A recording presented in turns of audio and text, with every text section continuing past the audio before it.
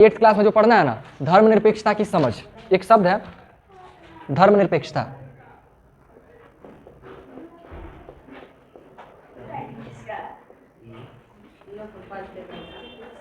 ठीक है, धर्मनिरपेक्षता, धर्मनिरपेक्षता, सेक्युलरिज्म, इसको समझना है थोड़ा सा। नहीं, आप अपना कीजिए, 8th क्लास के लिए है थोड़ा। देखिए, धर्मनिरपेक्षता में क्या होता है ना, जैसे हमारे देश में या कहीं भी एक बहुत बड़ा नाटक है जिसको हम लोग धर्म कहते हैं। जब आप लोग को याद होगा, जब भूगोल स्टार्ट किए थे, भूगोल प्रारंभ किए थे, तो उसमें धर्म को लेके बहुत अच्छा से चर्चा हुआ था, है ना, कि लोगों का धर्म किस तरह से बना, लोग किस प्रकार से धार्मिक हुए, है ना।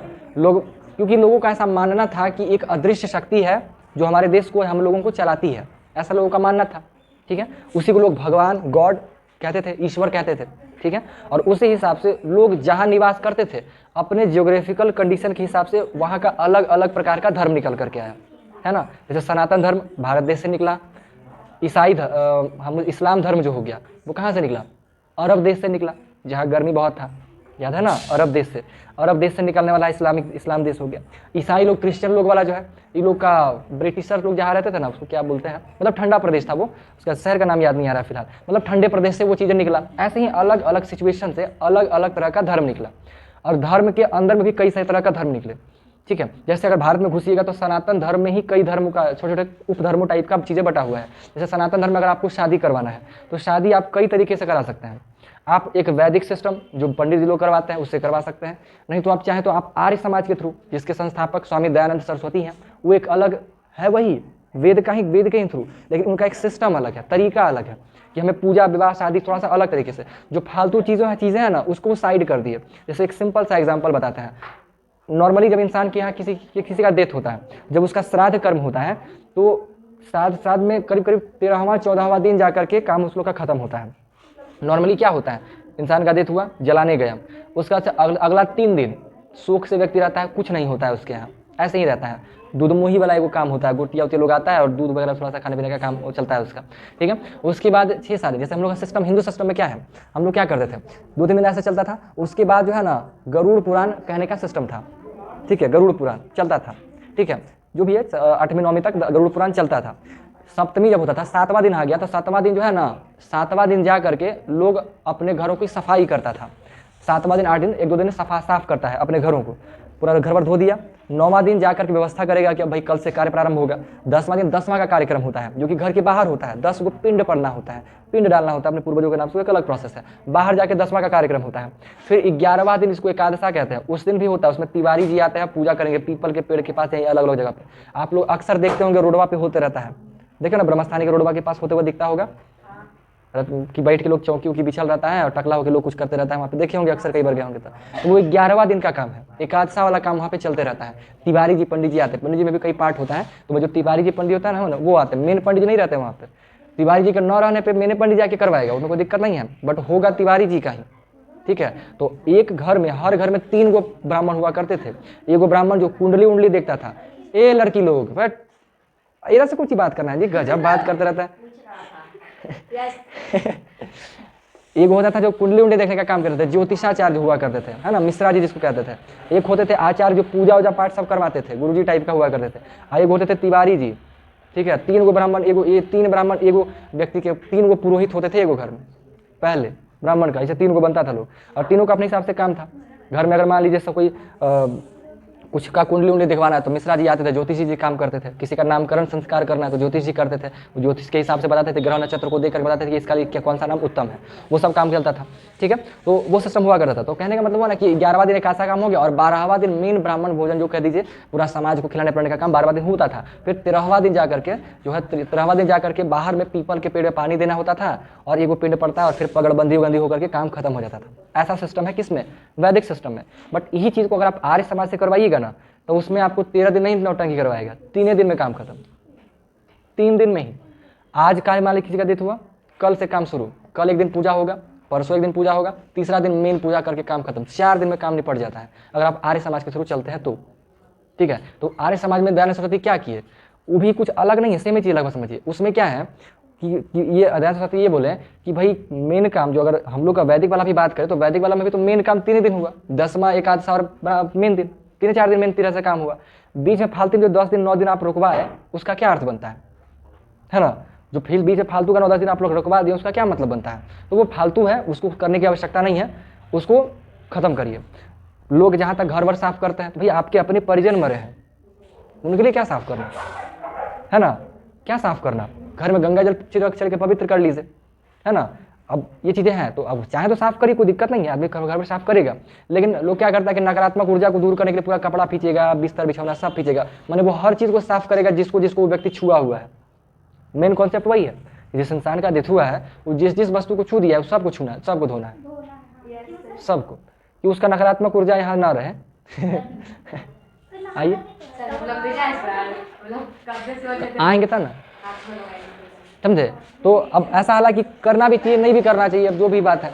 लोग कहता है कि नकारात्मक ऊर्जा आएगा, परेशानी होगा, बहुत सारी चीज़ें हो सकता है, पहले हुआ करता था, पता नहीं सच है झूठ है कुछ नहीं कह सकता है, बट हो भी सकता है, नहीं भी हो सकता है। हम देखे नहीं है तो हम मानते नहीं हैं, क्योंकि होता है ऐसा, हम जब तक देखते नहीं तब तक हम खुद नहीं मानते हैं। ठीक है, अब कहीं ना कोई भूत भात सुन लेगा तो कहेगा अच्छा रुक तरह दिखाते हैं आज। ऐसे कर सकता है, बट जो भी हो, समझे? तो वो सिस्टम था, तो मेन तो 3 दिन काम हुआ उसमें भी, तो इसी चीज़ को देने से जो फालतू चीज़ था ना वो उसको साइड कर दिए और मुद्दे की बात की और एक अलग ही सिस्टम बना दिए कि इस सिस्टम के तहत आप पूजा करवाइए। वैसा ही सिस्टम आपको एक और है गायत्री परिवार, जहाँ के अभी हम पुजारी बनल है। गायत्री परिवार के थ्रू भी आप चाहें शाम काम कर्म करवाइए तो उससे भी आपका काम हो सकता है। तो सब हिंदू धर्म का, वही धर्म का सारा काम है, सब वेदे से काम करता है, बस सिस्टम अलग बना दिया है। जो फालतू चीज़ है ना फालतू को हटा दिया गया है। तो हमारा भी 10-15 दिन का जो सिस्टम बनाया गया ना बहुत सोच समझ के बनाया गया था, उसमें भी सोच समझ के, उसके पीछे भी साइंस है, लेकिन लोग उसको मना कर दिया क्योंकि वो समय के हिसाब से बदल गया है। ठीक है, तो आर्य समाजी हिसाब से लोग हैं जनरली वो लोग रईस लोग करवाता है सब काम, जिसके पास समय का कमी होता है ना, बड़ा बड़ा अफसर टाइप लोग हैं, वो लोग यही से थ्रू करता है काम। आर्य समाज को लाकर पंडित जी को बुलाएगा और आराम से 10-15 में 3-4 दिन में काम खत्म करके फ्री हो जाता है। ठीक है, तो वो लोग अपना सिस्टम हो, जो भी सब दोनों सही है, कोई गलत वाला बात नहीं। ठीक है ना? तो हम ये कहना चाह रहे थे कि अलग अलग क्षेत्रों में अलग अलग तरीके से धर्म निकल करके आया।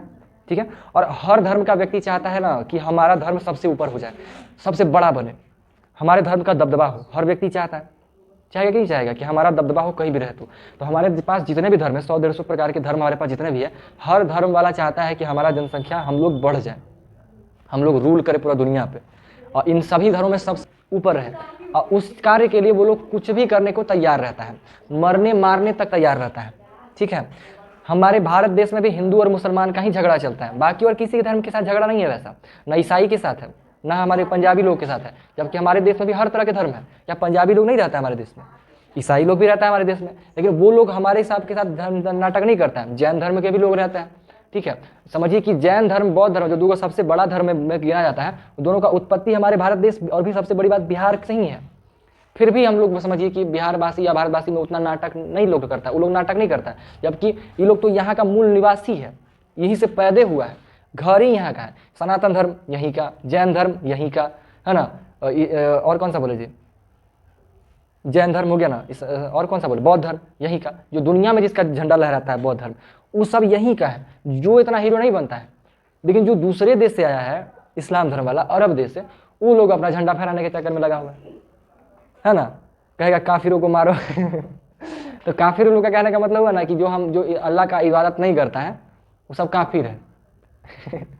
सब काफिर कहता है उसको, तो लोग नाटक करने का कोशिश करता है, बट कोई नहीं, सब पता नहीं लोग का क्या मानसिकता है कि भाई हमारा धर्म। अब वो लोग से सोचिए कि अगर मान लीजिए पूरा दुनिया में ईसाई धर्म इस्लाम में आ गया, मान लेते फॉर एग्जाम्पल कि पूरा दुनिया में इस्लाम में फैल गया, तब अब क्या उसे क्या हो जाएगा? कोई फायदा है? कुछ फायदा नहीं, झूठो इसे नौटंकी लड़ाई करते रहना। पूरा दुनिया में इस्लाम धर्म फैल गया, तू ही फैल गया, उससे क्या हो जाएगा? कोई फायदा है जी? झूठो इसी कोई फायदा नहीं, फायदा खाली नौटंकी के चक्कर में रह गया। देखिए, इंसान को मजा कब आता है? जब कुछ सुनने वाला देखने वाला भी हो। बहुत सारे धर्म रहेंगे तब ना हर धर्म, एक धर्म अपने आप को आगे बढ़ाएगा तो बाकी धर्मों को मुंह दिखा सकता है, हरा सकता है, उंगली दिखा सकता है, तो लोग रह गया। अब सगरों में अपने फैलल रहेगा तो क्या दिखाएगा हीरो हीरो बन के? हर लोगों को चाहिए ना। अब अगर मान लीजिए कि कोई कंपटीशन हो तो कंपटीशन में कम से कम 2 को 4 को 5 को चाहिए, तभी ना कंपटीशन में मजा आएगा। अकेले हीरो बन रहा है तो कौन कंपटीशन उसका, है ना? तो हर धर्मों का होना जरूरी है, कोई दिक्कत वाला बात नहीं है। बट इन लोग को थोड़ा सा पता नहीं क्या है, कैसे है, सब ऐसे नहीं है, कुछ लोग जानबूझ करके ऐसा नाटक करते रहता है। बट देखिए कब तक चलेगा। बट हमारा जो भारत देश है वो धर्मों को नहीं चलता है। खैर जो भी हो, तो हम मानसिकता समझ में आया ना, हर चाहता है कि हमारा वर्चस्व ज़्यादा हो, सबसे ज़्यादा हो। तो इसी चीज़ को देखते हुए हमारे देश में धर्मनिरपेक्षता का कॉन्सेप्ट लाया गया। मतलब हमारे भारत देश को कहा जाएगा कि धर्मनिरपेक्ष राज्य है या धर्मनिरपेक्ष देश है। क्यों भाई, इसका अर्थ क्या हुआ? जिस देश में या जिस क्षेत्र में किसी एक धर्म का, किसी खास एक धर्म का बोलबाला या नौटंकी या वर्चस्व ज़्यादा नहीं हो सकता है। मतलब सीधा सा बात, उस क्षेत्र में हर धर्म समान है। ठीक है, जिस क्षेत्र में सभी धर्मों को समान महत्व दिया गया हो वह धर्मनिरपेक्ष देश कहलाता है या धर्मनिरपेक्ष राज्य कहलाता है। कोई राज्य में है भाई कि इसमें सनातनी धर्म को ज़्यादा वर्चस्व दिया जाएगा, जैसे हम लोग हिंदू लोग क्या करता है कि भाई भारत को हिंदू राष्ट्र बनाना है, हिंदू राष्ट्र बनाना है, तो हिंदू राष्ट्र बनाने में तो घोषणा तो कर दिया है लोग, लेकिन सरकार इस चीज़ को कर नहीं पा रही है, क्योंकि संविधान में हमारा देश को, भारत देश को धर्मनिरपेक्ष देश बताता है।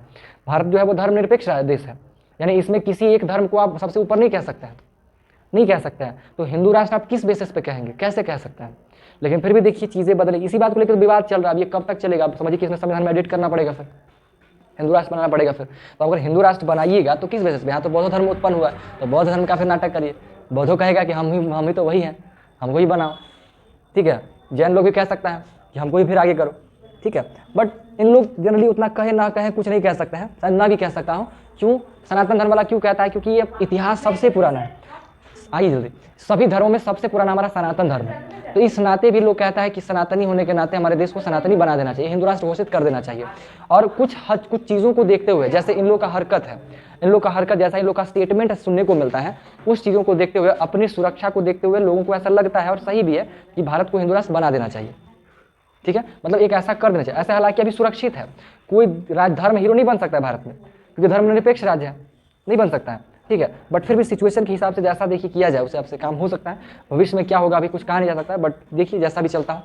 ठीक है, तो सीधा सा बात है, तो धर्मनिरपेक्षता उसी को कहते हैं। किसी भी राज्य या किसी भी क्षेत्र में किसी एक धर्म को आप महत्व ज़्यादा नहीं दे सकते हैं। ठीक है, वैसे क्षेत्र को आप धर्मनिरपेक्ष राज्य या देश कहेंगे। और जहाँ किसी खास एक धर्म को सरकार सपोर्ट करती है, ठीक है, मेन तौर पर सरकार, किसी एक देश धर्म को सरकार से सहयोग मिलता है, सपोर्ट मिलता है, तो वो धर्मनिरपेक्ष देश कहलाता है, धर्मनिरपेक्ष। ठीक है, मतलब उसमें धर्मनिरपेक्षता नहीं है। ठीक है, हमारे देश में धर्मनिरपेक्षता है, मतलब कि किसी धर्म को ऊपर नीचे नहीं रखा गया, सब धर्म समान है। यानी मौलिक अधिकार में भी आपको कहा गया है क्या, कि हर कोई भी व्यक्ति चाहे किसी भी धर्म को अपना सकता है, किसी भी धर्म को स्वीकार कर सकता है, किसी भी धर्म का, यानी अपने धर्म का प्रचार कर सकता है, अपने धर्म से संबंधित कोई इंस्टीट्यूट खोल सकता है, अपने धर्म को पढ़ा सकता है, सिखा सकता है, सब समान है, कोई दिक्कत नहीं। हिंदू भी पढ़ा सकता है, मुस्लिम भी पढ़ा सकता है, जैनी लोग भी पढ़ा सकता है, सब पढ़ा सकता है। ये हमारे संविधान में ही अधिकार दिया गया है, तो इसी को धर्मनिरपेक्षता के बारे में कहा गया है। बात आया समझ में धर्मनिरपेक्षता का मतलब? अब इसी को थोड़ा सा इलेबोरेट किया गया है इसके अंदर में कुछ डेटाओं के साथ में। सारा का सारा चीज़ आपको इसी में देखने को मिलेगा, पूरा का पूरा बात। अभी इसको पढ़े थे, थोड़ा बहुत पढ़े थे, क्या यही सब लिखा हुआ था ना? धर्मनिरपेक्षता को ही बताया जाएगा यहाँ पे। ठीक है, तो इसमें क्या रहता है?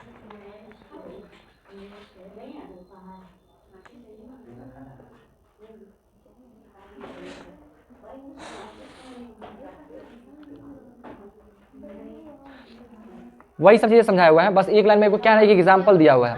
इतिहास में जो है ना, आइए, इतिहास का एक भेदभाव को दर्शाया गया उदाहरण के रूप में, कि जर्मनी में एक हिटलर था। इसी को इतिहास में पढ़ेंगे, हिटलर कौन था वास्तविकता में। ठीक है, हिटलर एक समझिए सिंपल सा बहुत पावरफुल टाइप का लोग था। वो यहूदियों को उत्पीड़न, यहूदी धर्म का नाम है, उन लोगों को क्या करता, उत्पीड़न करता था। इजराइल व सऊदी अरब में अल्पसंख्यकों के साथ अमानवीय व्यवहार किया था। इजराइल जो आज देश है, फिर अरब देश में, वहाँ जो अल्पसंख्यक मतलब वो धर्म के लोग जिसकी संख्या कम थी, उन लोगों के साथ बहुत बुरा व्यवहार करते थे। लोग कमजोर को ही सताता है, मजबूत को थोड़ी कोई सता देगा। ठीक है ना, कमजोर को ही सताने की कोशिश करता है। तो हिटलर लोग या जो भी लोग आता था, तो इन लोगों को सताने का काम किया था। ठीक है, तो इन लोगों को धर्म की वजह से नाटक ना हो, इस चीज़ से बचाने के लिए धर्मनिरपेक्षता का कॉन्सेप्ट लाया गया। और पूरा का पूरा मामला आपको इन्हीं चीज़ों को इसमें समझाने को रहेगा, जो चीज़ें आपको इसमें समझाया गया मोटा मोटी तौर पे। कुछ एक्स्ट्रा फैक्चुअल चीज़ें होगा जो आपको याद करेंगे, कोई फायदा नहीं, बंद करेंगे फिर आ जाएगा।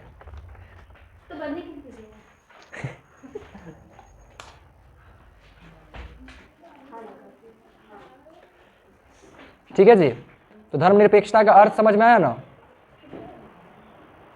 अब हम इसमें क्या बता दें, देखिए मोटा मोटी तरफ हम आपको पढ़ के सुनाते हैं। भारतीय संविधान के अनुसार भारत एक धर्मनिरपेक्ष राज्य है, भारत एक धर्मनिरपेक्ष राज्य है। आप देश को राज्य कह सकते हैं। देखिए संविधान में जो है ना, सब संविधान पढ़ेंगे तो हमें इसको राज्य ही कहा गया है। और राज्य क्या कहा जाता है, राज्य किसको कहा जाता है? राज्य कहने के भी 4 अंक बताया गया है। ये बोला गया है कि राज्य के पास जिस जिस क्षेत्र में जहाँ भी जगह हो उसके पास एक अपना क्षेत्र हो, क्षेत्र मतलब भूभाग हो, एक ज़मीन का टुकड़ा हो, वहाँ पे जनता हो, बहुत सारी जनता रहता हो और उसका एक मालिक हो और एक कानून चलता हो, तो इन्हें एक राज्य कहा जाएगा। ठीक है। और एक संप्रभु हो, मतलब संप्रभु हुआ। संप्रभु कहने का मतलब इस क्षेत्र पर किसी और का शासन नहीं हो, इस क्षेत्र के व्यक्ति ही खुद का मालिक खुद होना चाहिए, तब उसको हम लोग संप्रभु कहेंगे। जैसे हमारा जो भारत है वो एक संप्रभुत्व राज्य संपन्न है, कहते हैं ना संप्रभुत्व राज्य संपन्न। संविधान वाला जो आप लोग प्रस्तावना बोलते हैं उसमें कहते हैं ना जी संप्रभुत्व राज्य संपन्न। हमारा जो भारत देश है वो एक संप्रभु है। संप्रभु मतलब हमारे भारत पे किसी का कंट्रोल नहीं है, स्वतंत्र है, अपने देश के हित और हित की चिंता और उस चीज़ को देखते हुए हम निर्णय खुद ले सकते हैं। ठीक है। संप्रभुत्व राज्य संपन्न हमारा देश है, वो चीज़ बताया जाता है, तो उसको हम लोग राज्य कहते हैं, राज्य। और इसी को एक देश भी कहा जाता है। तो कहने का मतलब ये हुआ कि अगर राज्य लिखा मिले तो उसको गलत नहीं समझिएगा। संविधान के अनुसार वैसा क्षेत्र जहाँ पे एक भूमि का टुकड़ा हो, वहाँ पे जनता पाया जाते हो, जनताओं के पास एक सरकार भी हो और सरकार में जो कानून हो वो संप्रभु वाला हो, उसका एक अपना क्षेत्र हो, पावरफुल। इसी में उस जमीन के टुकड़े पर उस क्षेत्र में किसी और देश का या राज्य का शासन नहीं होना चाहिए। अगर ये 4 क्वालिटी किसी क्षेत्र में है तो आप उसको राज्य कह सकते हैं, वो राज्य कहलाता है। ठीक है। तो राज्य कोई भी हो सकता है, तो उसी को देश भी आप कह सकते हैं। आम भाषा में देश भी हो सकता है, राज्य भी हो सकता है। ठीक है, ये चलता है। अब ये वही आपको बताया गया, तो उसमें ये कह दिया गया क्या कि भारतीय संविधान के अनुसार भारत एक धर्मनिरपेक्ष राज्य है। इसका मतलब है कि राज्य अपना कोई आधिकारिक धर्म नहीं है, राज्य का कोई आधिकारिक धर्म नहीं है, सरकार के थ्रू नहीं चलता है, और वही सभी धर्मों के साथ समान व्यवहार करता है। सब धर्मों के साथ व्यवहार समान रूप में करेंगे। इसका उद्देश्य क्या होता है भाई? तो धर्मनिरपेक्ष राज्य अपने उद्देश्यों को साकार करने के लिए निम्नलिखित बातों को ध्यान रखती है। क्यों धर्मनिरपेक्षता को क्यों रोका जाता है? दबदबा को रोकने के लिए। अगर एगो को बढ़ावा दे दिया जाएगा ना तो दूसरा का को कमजोर का को दबाएगा, परेशान करेगा, तो उसको रोकने के लिए उसी रिलेटेड कुछ बातों को लिखा गया है। आंतरिक समानता, राज्य के अंदर के लोग एक दूसरे को ही परेशान न करें। जैसे 2 शब्द पढ़े थे ना, अंतरतारकीय वर्चस्व करके और एगो अंतर्निहित वर्चस्व ऐसे करके था। देखो अंतर वाला में क्या था कि अंदर में एक समूह दूसरे समूह पे अगर वर्चस्व करता हो, है ना, अंतर वाला था। और एगो एक ही समूह के अंदर में एक दूसरे पे नाटक करे, तो अंतर वाला उसको कह रहे थे। तो वही आंतरिक समानता बना रहे इस चीज़ के लिए फिर। ठीक है, राज्य की तटस्थता बनी रहे, मतलब राज्य ना तो किसी खास धर्म को थोपेगा और ना ही किसी धार्मिक स्वतंत्रता को छीनेगा। राज्य जो है, राज्य खुद भी नाटक कर सकता है। ठीक है ना, राज्य खुद भी परेशानी करता है। खुद भी परेशान करने का मतलब क्या हुआ? जैसे कि मान लीजिए कि अभी हमारे देश जो है, भारत देश के प्रधानमंत्री नरेंद्र मोदी हैं, तो हिंदू धर्म का थोड़ा सा बढ़ोतरी होता रहता है। लेकिन लोग बोलते हैं कि जिस दिन भारत का प्रधानमंत्री किसी मुस्लिम बन गया तो ऑब्वियस सी बात है भाई, मुस्लिम लोग अपने धर्म को प्रचार करेगा, अपने धर्म को बढ़ाने की बात करेगा। ठीक है, तो हो सकता है कि नाटक कर दे हम लोगों के साथ में, ऐसा कर सकता है, कोई दिक्कत वाली बड़ी बात। ठीक है, तो एक बार इसको एक बार पढ़ लीजिए आप लोग। अभी तो खैर नहीं बनेगा पढ़ने को टाइम, तो आराम से पढ़ लीजिएगा रात में। ये आप लेके जाइएगा, आपका तो PDF है जी, हो जाएगा आपका। तो क्या निकलवाइए, लिए ये PDF हो, निकलवा लिए, उनको दे दीजिए। ऊपर में कुछ एक्स्ट्रा लिखा होगा, नीचे जो एरो मारे है ना वहाँ से मेन तौर पे हो सकता है। हाँ, 1 मिनट बाद।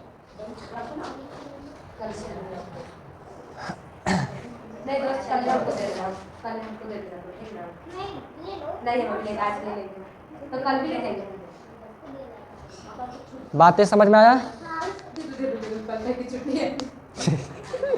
तो कल थोड़ा सा, हाँ कल थोड़ा सा हमको शादी में जाना है, परसों हम आ जाएंगे। हाँ जी, अरे जानते हैं, हम जानते हैं, हमको यहाँ कौन सा है, थूकवा चाटे वाला दिन है। कल सब थूक चाटेगा, वो सब जानते हैं। आज थूक चाटन दिवस उसको कल नाम है। अच्छा कोई नहीं, ये सब थूक चाटे वाला दिन नहीं मनाना है, ठीक है ना? थूक चाटे वाला दिन नहीं मनाना है। बड़ी अच्छा दिन होता है जी, बड़ी अच्छा काम करता है। सब क्या करता है, तुम कितना घिनौना आदमी रहता है, इतनी सही खराब नहीं लगता है, कैसे थुकवा चाट लेता है जी, बताइए तो। आप थुकवा अच्छा बताइए, थुकवा का टेस्ट बा कैसा लगता होगा? जैसा अपन मुँह में है वैसे दूसरा के चाट ले चलता है सब।